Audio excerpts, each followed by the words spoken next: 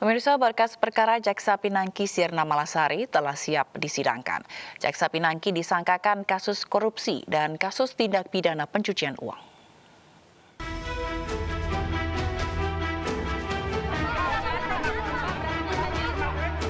Berkas perkara tersangka Jaksa Pinangki Sirna Malasari sudah dilimpahkan ke pengadilan. Berkas korupsi dan TPPU dengan tersangka Jaksa Pinangki Sirna Malasari dilimpahkan oleh tim Jaksa Penuntut Umum pada Direktorat Penuntutan Jaksa Agung Muda Pidana Khusus Kejaksaan Agung bersama tim Jaksa Penuntut Umum dari Kejaksaan Negeri Jakarta Pusat ke Pengadilan Tindak Pidana Korupsi Kamis lalu. Sejumlah pasal dari penyidikan dimasukkan dalam satu berkas, baik pemufakatan untuk tindak pidana korupsi dan sejumlah pasal dalam tindak pidana pencucian uang.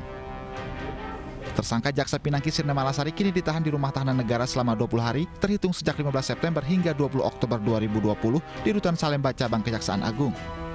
Sebelumnya Jaksa Pinangki ditetapkan sebagai tersangka dalam kasus tindak pidana korupsi pada 11 Agustus 2020. Pinangki diduga menerima hadiah atau janji dari Joko Chandra terkait pengurusan fatwa MA untuk Joko Chandra. Tim Liputan iNews melaporkan. Meminta restu untuk berlaga di Pilkada Kota Medan, pasangan Bobi Nasution dan Aulia Rahman bersilaturahmi dengan sejumlah tokoh agama. Menantu Presiden Jokowi itu berharap Pilkada berjalan lancar tanpa adanya kampanye hitam. Bakal calon wali kota dan bakal calon wakil wali kota Medan Bobi Nasution Aulia Rahman menggelar silaturahmi bersama sejumlah tokoh agama pada Sabtu pagi. Silaturahmi digelar di kediaman bakal calon wakil wali kota Medan Aulia Rahman di Komplek Deli Raya Medan, Sumatera Utara. Dalam kesempatan ini Bobi Nasution meminta restu dari pemuka agama agar pilkada berjalan lancar dan setiap kandidat terhindar dari fitnah maupun kampanye hitam. Kita minta doa restu agar pilkada kali ini berjalan damai. Tidak ada lagi penebaran fitnah, pokoknya yang kita usung, siapapun yang maju, bicaralah tentang program. Sudah itu aja, tidak ada bicara yang lain. Sebelumnya dukungan untuk Bobi Nasution Aulia Rahman juga hadir dari salah satu komunitas di kota Medan. Dukungan ini diberikan lantaran Bobi Aulia dianggap mampu memberi perubahan untuk kota Medan. Dari Medan, Sumatera Utara, Tim Liputan iNews melaporkan. Bakal calon Bupati Gunung Kidul Sunarianta ziarah ke sejumlah makam raja di Yogyakarta. Ziarah makam untuk mengenang jasa para raja terdahulu dan menjalin silaturahmi dengan cucu Hamengkubuwono ke-8.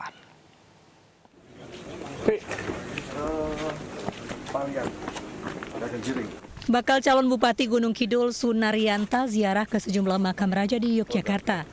Ziarah mulai dari makam Panembahan Senopati, makam Sultan Agung Hanyakrakusuma, serta makam Sri Sultan Hamengkubuwono I hingga 9. Sunarianta didampingi cucu Hamengkubuwono VIII, Raden Mas Kukuh Hertriasning. Ziarah makam untuk mengenang jasa pahlawan dan raja yang memiliki andil dalam perkembangan Yogyakarta hingga kini. Sementara cucu Hamengkubuwono VIII memberikan restu kepada pendukungnya untuk Sunarianta. Ziarah ini tentu memaknai bahwa yang saya lakukan tadi atau tempat-tempat tadi adalah tempat-tempat para pejuang saat itu, dan kita juga memaknainya perjuangan beliau-beliau. Yang paling penting adalah visi dan misinya nyambung dengan arah kebijakan waktu kita bikin tim ya. Sunarianta berharap adanya dukungan dari cucu Hamengkubuwono VIII dapat menambah semangat tim dalam memenangkan pilkada di Gunung Kidul. Dari Gunung Kidul, Yogyakarta, Kismaya Wibowo, iNews melaporkan. Izin konser musik saat kampanye Pilkada Serentak 2020 menuai kontroversi lantaran dianggap bisa menimbulkan kerumunan. Ketua DPR RI meminta bakal paslon tidak gelar konser musik lantaran pandemi COVID-19.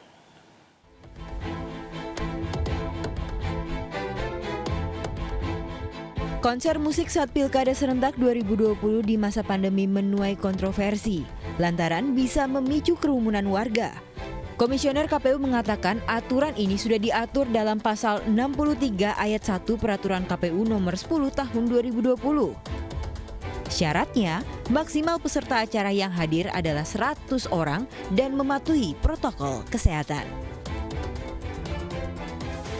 Kampanye Pilkada 2020 di masa pandemi ini, maka ketentuan yang berlaku dalam hal jumlah pendukung yang hadir ya dalam satu kampanye itu mengikuti peran KPU nomor 10 tahun 2020 yang sudah dengan sangat eksplisit ya menyebutkan orangnya ya. Jadi ada dua alternatif, ada yang kemudian maksimal 50 orang, ada yang maksimal 100 orang sesuai dengan jenis kampanyenya ya. Meski diperbolehkan, Ketua DPR RI Puan Maharani meminta KPU merancang pelaksanaan pilkada dengan protokol kesehatan dan membatasi masa saat kampanye. Yang menjadi kekhawatiran dari para yang menyampaikan agar ada penundaan, tentu saja saya juga memahami bahwa bagaimana jangan sampai terjadi klaster pilkada di masa pandemi COVID-19 ini. Pernah dilakukan konser misalnya di dalam mobil, jadi penontonnya itu di dalam mobil, tidak boleh keluar. Kemudian yang kemudian melakukan pertunjukan pun terbatas dan lain-lain sebagainya. Jadi intinya adalah kreativitas dan inovasi dari calon-calon pilkada ini.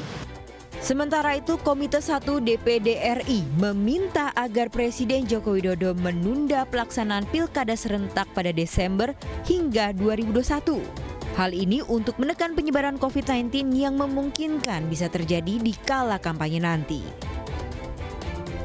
Untuk pelaksanaannya itu bisa ditunda sampai dengan tahun 2021. Jadi tidak perlu ada lagi untuk mengulang tahapan itu. Hanya saja ditunda, dipospon ya, atau diberikan jeda waktu selama setahun ke depan sampai tahun 2021, sehingga memberikan waktu kepada kandidat-kandidat lain itu untuk berkampanye secara virtual, berkampanye secara menerapkan sistem protokol kesehatan. Itu akan lebih elegan. Tapi kalau dipaksakan di Desember yang artinya 3 bulan lagi, ini sangat mengkhawatirkan ya.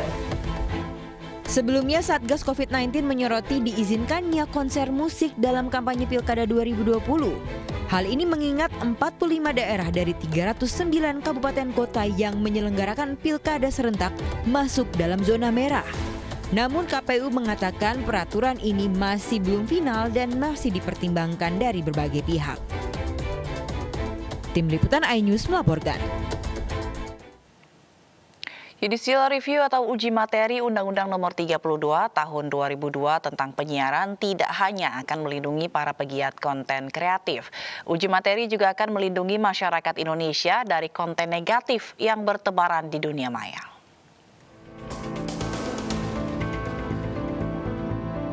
Menangkal penyebaran konten negatif dan berita hoaks di dunia maya bukan hanya menjadi tanggung jawab pemerintah. Seluruh lapisan masyarakat juga harus ikut aktif dalam menyaring dampak negatif dari kecanggihan teknologi ini. Menyikapi hal tersebut, RCTI dan iNews TV mengajukan uji materi Undang-Undang Nomor 32 tentang penyiaran ke Mahkamah Konstitusi. Uji materi ini diajukan untuk menciptakan landasan hukum bagi layanan media over the top atau layanan tayangan video berbasis internet baik lokal maupun asing. Hal ini dilakukan agar penyedia layanan konten video ini berhati-hati dalam menyajikan informasi bagi masyarakat. Bayangkan Mbak, kalau TV streaming hari ini itu mereka bebas tanpa aturan dan mereka boleh iklan judi, iklan pornografi, boleh bebas apa saja. Dan sedangkan TV-TV yang dikategorikan mainstream, mereka tentu harus memahami bagaimana kondisi keindonesianis itu gitu. Ya, urgensinya sih lebih kepada memastikan agar sajian yang diberikan kepada masyarakat itu sesuai dengan aturan yang kita miliki. Jadi jangan sampai melenceng keluar ya, atau bahkan itu bisa mengarah ke hal-hal yang negatif seperti yang mengarah ke SARA ya, mengarah ke hal-hal bisa memecahkan bangsa. Teknologi diciptakan untuk memberikan kemudahan dalam berbagai aspek kehidupan manusia. Namun penggunaan teknologi harus memberikan dampak positif bagi penggunanya. Oleh karena itu, harus ada sarana dan prasarana yang dapat mengaturnya sehingga manfaat teknologi dapat dirasakan dengan baik oleh seluruh masyarakat Indonesia. Tim Liputan iNews melaporkan. Sejumlah informasi pilihan iNews malam akan kami hadirkan kembali usai jeda berikut.